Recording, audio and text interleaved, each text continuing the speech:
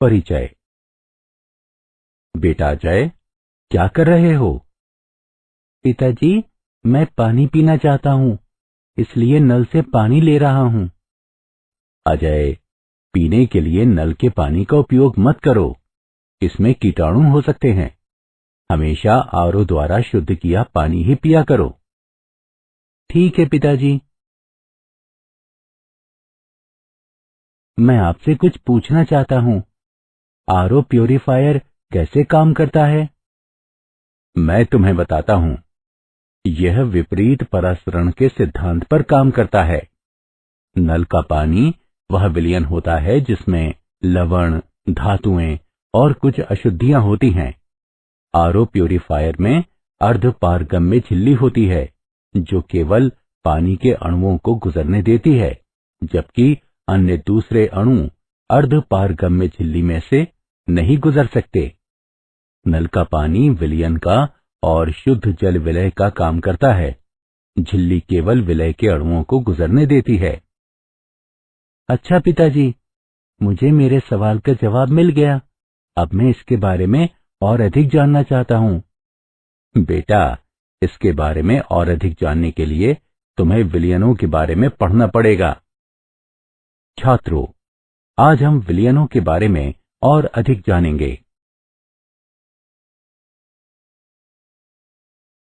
उद्देश्य। इस पाठ के अंत में आप निम्न करने में सक्षम हो जाएंगे।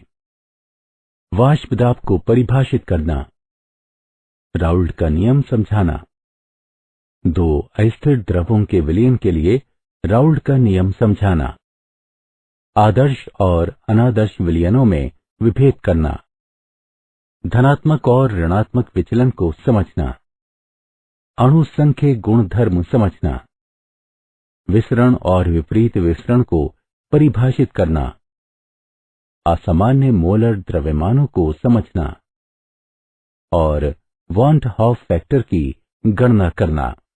द्रव का वाष्प दाब। दिए गए ताप पर वाष्प द्वारा द्रव की सतह पर प्रयुक्त दाब, जो दिए गए ताप पर द्रव के साथ साम्यावस्था में हो, द्रव का वाष्प दाब कहलाता है। द्रव का वाष्प दाब द्रव की प्रकृति और तापमान पर निर्भर करता है। द्रव की प्रकृति। कम अंतर आणविक बल वाले द्रव अस्थिर होते हैं और उनका वाष्प दाब अधिक होता है। उदाहरण के लिए, डाई मेथिल ईथर का वाष्प दाब एथिल एल्कोहल से अधिक होता है। तापमान। ताप वृद्धि के साथ वाष्प दाब बढ़ता है। इसका कारण यह है कि ताप में वृद्धि के साथ द्रव के अधिक अणु वाष्प अवस्था में जा सकते हैं। ताप में अंतर के साथ वाष्प दाब में होने वाले परिवर्तन को क्लॉसियस समीकरण द्वारा बताया जाता है।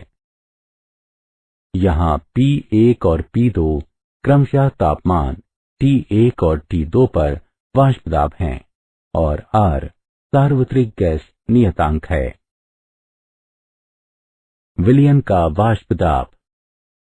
जब अवाष्पीय विलय की थोड़ी मात्रा को विलायक में मिलाकर विलयन बनाया जाता है, तब विलयन का वाष्प दाब केवल विलय के कारण होता है। इस स्थिति में विलयन का वाष्प दाब शुद्ध विलय से कम होता है।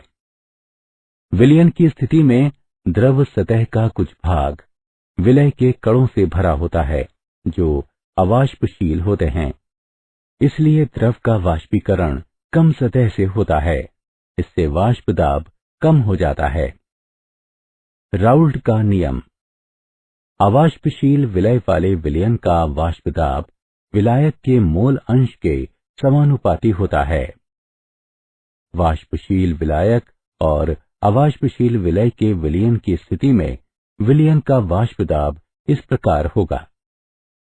Pa बराबर K गुणा XA, जहां K समानुपाती नियतांक है। शुद्ध द्रव के लिए XA बराबर A।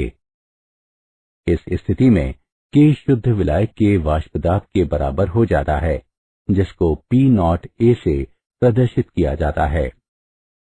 इस तरह Pa बराबर P0 A गुणा XA, जो विलयन सभी सांद्रताओं पर राउल्ट के नियम का पालन करते हैं, उनका वाष्प दाब शून्य से लेकर शुद्ध विलायक के वाष्प दाब तक रेखीय रूप से परिवर्तित होगा। दो वाष्पशील द्रवों के विलयन के लिए राउल्ट का नियम। जब दो वाष्पशील द्रवों A और B को मिलाकर एक विलयन बनाया जाता है, तब वाष्प अवस्था विलयन के दोनों घटकों के वाष्प से मिलकर बनती है। प्रत्येक घटक का आंशिक वाष्प दाब संगत घटक के मोल अंश पर निर्भर करता है। Pa बराबर Pa नॉट गुणा XA और Pb बराबर Pb नॉट गुणा XB। इस संबंध को राउल्ट का नियम कहते हैं। इसके अनुसार दो या अधिक परस्पर मिलने वाले वाष्पशील द्रवों के विलयन में दिए गए ताप पर विलयन के प्रत्येक घटक का आंशिक वाष्प दाब इसके मोल अंश के समानुपाती होता है। राउल्ट के नियम के अनुसार Pa के एक प्लॉट से XA के विरुद्ध Pa नॉट से गुजरती एक सीधी रेखा प्राप्त होनी चाहिए जब XA बराबर 1 हो। इसी प्रकार Pb के एक प्लॉट से XB के विरुद्ध Pb नॉट से गुजरती एक सीधी रेखा प्राप्त होनी चाहिए जब XB बराबर 1 हो। कुल वाष्प दाब P जो विलयन के ऊपर वाष्प द्वारा लगाया गया है, वह Pa और Pb का योग होगा। P बराबर Pa जमा Pb, XA बराबर 1 घटा XB लेने पर P बराबर Pb नॉट घटा Pa नॉट गुणा XB जमा Pa नॉट। इसी प्रकार XB बराबर 1 घटा XA लेने पर P बराबर Pa नॉट घटा Pb नॉट गुणा XA जमा Pb नॉट। क्योंकि Pb नॉट तथा Pa नॉट दिए गए ताप पर नियतांक है, इसलिए कुल दाब P XB अथवा XA का रेखीय फलन होगा। आदर्श विलयन। किसी विलयन को आदर्श विलयन कहा जाता है यदि वह निश्चित ताप पर और सांद्रता के बहुत अधिक सीमा तक राउल्ट के नियम का पालन करता है। एक आदर्श विलयन के लिए P बराबर Pa जमा Pb। इसको दूसरे रूप में भी लिख सकते हैं। P बराबर Pa नॉट गुणा XA जमा Pb नॉट गुणा XB। समान प्रकृति और आकृति के द्रवों के आदर्श विलयन बनाने की संभावना अधिक होती है। उदाहरण के लिए मेथनॉल और एथेनॉल का मिश्रण। आदर्श विलयन के निर्माण के कारण दो परस्पर मिलने वाले द्रवों A और B आदर्श होंगे यदि दो आवश्यक शर्तें पूरी हों। यदि A और B के अणुओं के मध्य लगने वाला आकर्षण बल A के अणुओं के मध्य लगने वाले आकर्षण बल और B के अणुओं के मध्य लगने वाले आकर्षण बल के बराबर होता है। A और B द्रवों का विलयन आदर्श होगा यदि A और B की समान संरचना और ध्रुवता होगी। आदर्श विलयन का उदाहरण। आइए आदर्श विलयन का उदाहरण देखें। बेंजीन और टोलुइन लगभग आदर्श विलयन बनाते हैं। 313 केल्विन पर शुद्ध बेंजीन और टोलुइन का वाष्प दाब क्रमशः पारे का 160 और 60 मिलीमीटर है। विलयन का व्यवहार आदर्श मानते हुए बेंजीन और टोलुइन के आंशिक दाब और उस विलयन के कुल वाष्प दाब की गणना कीजिए जो 4 मोल टोलुइन और 1 मोल बेंजीन से बना हो। आइए विलयन को देखें। हम जानते हैं कि बेंजीन का मोल अंश बराबर बेंजीन के मोल बटे बेंजीन के मोल जमा टोलुइन के मोल। अवकलित करने पर बेंजीन का मोल अंश बराबर 0.2 और टोलुइन का मोल अंश बराबर 0.8। इस प्रकार आंशिक दाब की गणना करने पर बेंजीन का आंशिक दाब बराबर पारे का 32 mm। इसी प्रकार टोलुइन का आंशिक दाब बराबर पारे का 48 mm। अतः विलयन का कुल वाष्प दाब बराबर पारे का 80 mm होगा। अनादर्श विलयन। जो विलयन सभी सांद्रताओं के लिए राउल्ट के नियम का पालन नहीं करता, अनादर्श विलयन कहलाता है। अनादर्श विलयन के लिए आवश्यक शर्तें। विलयन का कुल आयतन विलायक A और विलायक B के आयतनों के योग के बराबर नहीं होना चाहिए। A के अणुओं के मध्य, B के अणुओं के मध्य और A और B के अणुओं के मध्य होने वाली आणविक क्रियाएं विभिन्न परिमाणों की होती हैं। इसलिए A और B को मिलाने पर एंथैल्पी में परिवर्तन शून्य नहीं होगा। राउल्ट के नियम का पालन नहीं होता है। एक अनादर्श विलयन राउल्ट के नियम से धनात्मक अथवा ऋणात्मक विचलन दिखा सकता है। धनात्मक विचलन। जब प्रत्येक घटक का आंशिक दाब और परिणामी कुल दाब राउल्ट के नियम के अनुसार अपेक्षित दाब से अधिक हो तो विचलन को धनात्मक विचलन कहते हैं। विलायक विलय के मध्य अंतर आणविक बल, विलायक विलायक और विलय विलय के अणुओं के मध्य बलों से कम होता है। इससे पता चलता है कि विलयन का वाष्प दाब अधिक होगा। ऋणात्मक विचलन। जब प्रत्येक घटक का आंशिक दाब और परिणामी कुल दाब राउल्ट के नियम के अनुसार अपेक्षित दाब से कम हो तो विचलन को ऋणात्मक विचलन कहते हैं। उदाहरण: पानी, नाइट्रिक एसिड और क्लोरोफॉर्म एसीटोन के विलयन ऋणात्मक विचलन प्रदर्शित करते हैं। विलायक विलय के मध्य अंतर आणविक बल। विलायक विलायक और विलय विलय के अणुओं के मध्य बलों से अधिक होता है। इससे पता चलता है कि विलयन का वाष्प दाब कम होगा। मूल्यांकन। आगे बढ़ने से पहले आइए हम जानें कि आपने कितना सीखा। सही विकल्प को उठाकर उसके संगत स्थान पर रखें। अणु संख्य गुणधर्म। किसी दी गई मात्रा का विलायक में घोले गए अवाष्पशील विलय वाले तनु विलयन के वो गुण जो विलय के अणुओं की संख्या पर निर्भर करते हैं, उनकी प्रकृति पर नहीं, अणु संख्य गुणधर्म कहलाते हैं। तनु विलयनों में अणु संख्य गुणधर्म का प्रयोग घुले पदार्थों का आणविक भार ज्ञात करने के लिए होता है। विभिन्न अणु संख्य गुणधर्म हैं: वाष्प दाब में कमी होना, क्वथनांक में वृद्धि होना, हिमांक में कमी होना और परासरण दाब। वाष्प दाब में आपेक्षिक अवनमन। वाष्पशील विलायक में अवाष्पशील विलय मिलाने से विलायक के अणुओं की विलयन के सतह से पलायन के स्वभाव में कमी आती है, क्योंकि सतह का कुछ भाग अवाष्पशील विलय के अणुओं से घिर जाता है। राउल्ट के नियम के अनुसार वाष्प दाब में अपेक्षाकृत कमी विलय के मोल अनुपात के बराबर है।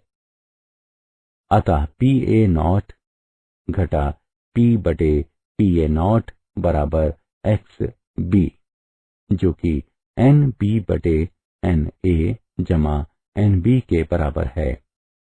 तनु विलयन के लिए Na NB से बहुत अधिक है।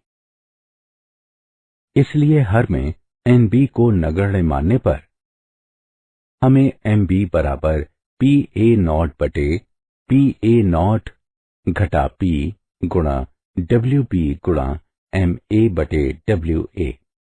क्वथनांक का उन्नयन। क्वथनांक वह ताप है जिस पर किसी द्रव का वाष्प दाब वायुमंडलीय दाब के बराबर हो जाता है।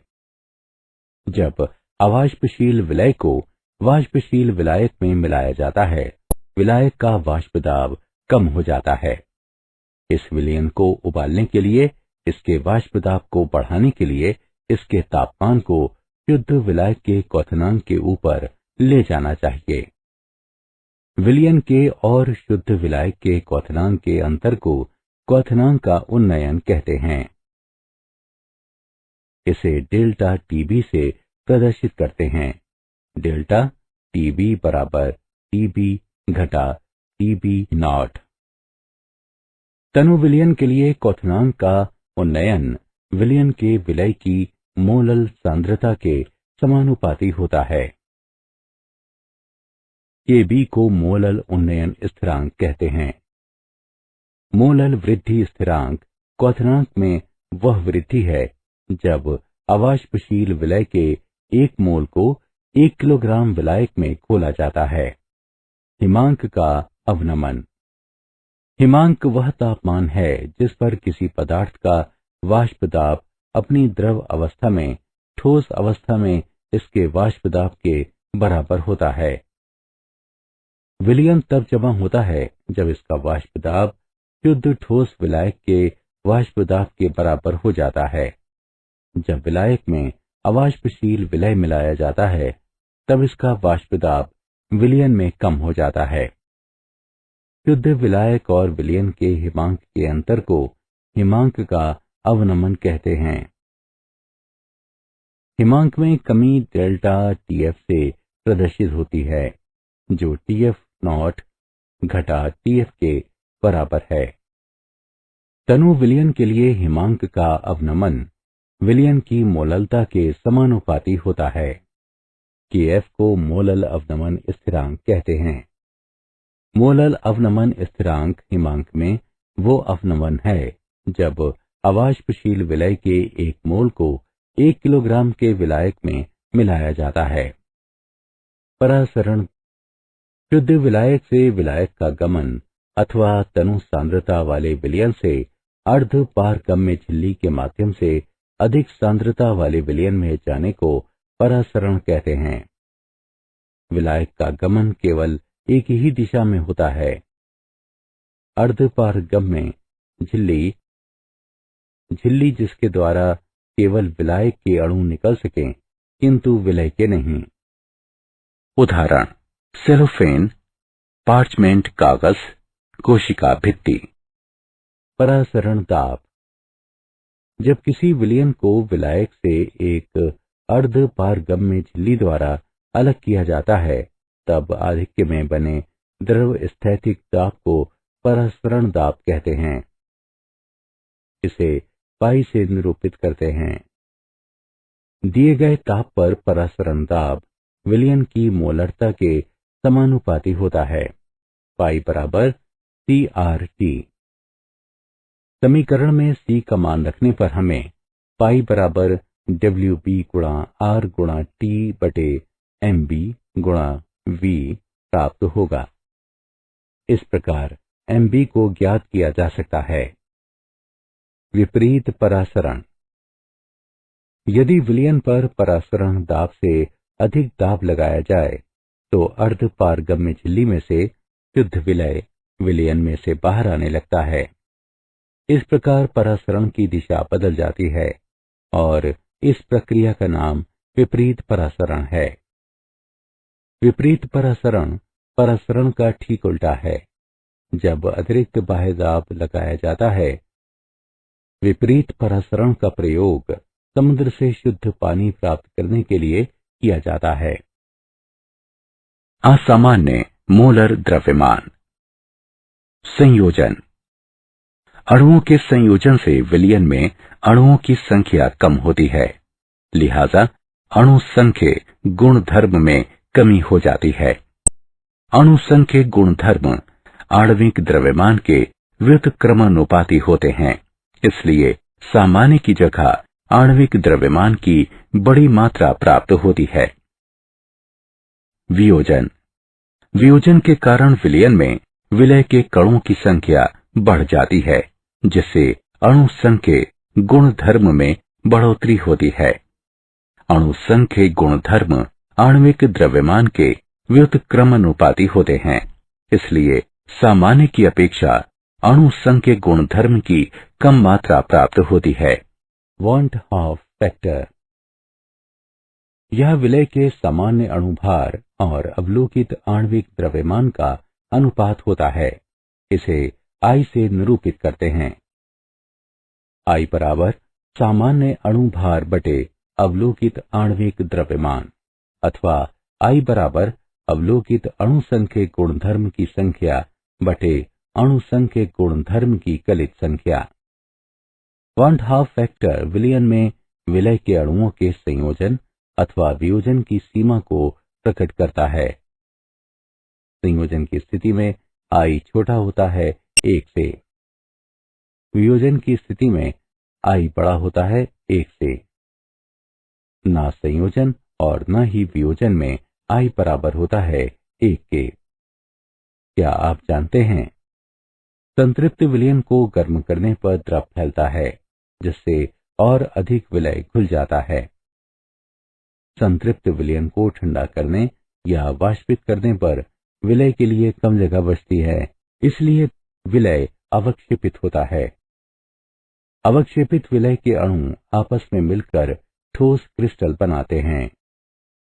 परासरण शरीर क्रियाओं के लिए बहुत महत्वपूर्ण है, जिसमें गुर्दों और नसों की क्रियाविधि शामिल होती है। सारांश। आइए हमने जो कुछ सीखा है उसे संक्षेप में दोहराएं। दिए गए ताप पर वाष्प द्वारा द्रव की सतह पर प्रयुक्त दाब, जो कि दिए गए ताप पर द्रव के साथ साम्यावस्था में हो, द्रव का वाष्प दाब कहलाता है। जब विलायक के साथ में थोड़ी मात्रा में अवाष्पशील विलय मिलाकर विलयन बनाया जाता है, तब विलयन का वाष्प दाब घट जाता है। अवाष्पशील विलय वाले विलयन में वाष्प दाब विलायक के मोल अनुपात के समानुपाती होता है। दो परस्पर मिलने वाले वाष्पशील द्रवों के विलयन में विलयन के प्रत्येक घटक का आंशिक वाष्प दाब इसके मोल अनुपात के समानुपाती होता है। समान प्रकृति और आकृति के द्रवों के आदर्श विलयन बनाने की संभावना अधिक होती है। क्वथनांक वह ताप है जिस पर किसी द्रव का वाष्प दाब वायुमंडलीय ताप के बराबर हो जाता है। जब किसी विलयन को विलायक से एक अर्ध पारगम्य झिल्ली द्वारा अलग किया जाता है, तब आधिक्य में बने द्रव स्थैतिक दाब को परासरण दाब कहते हैं।